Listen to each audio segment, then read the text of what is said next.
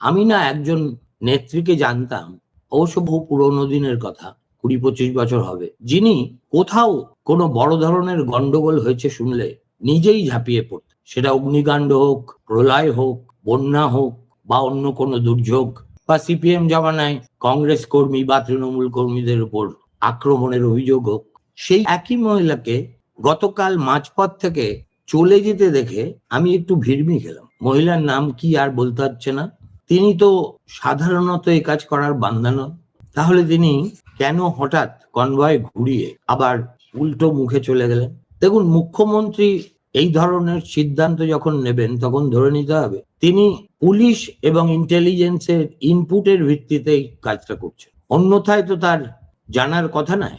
এবং তার থেকে যেটা লজিক্যালি ইনফার করা যায় সেটা হলো পুলিশ এবং গোয়েন্দা সূত্রে তিনি কি জানতে পেরেছিলেন যে ময়দানে পৌঁছলে হয়তো তাকে অপ্রীতিকর পরিস্থিতির মধ্যে পড়তে হবে।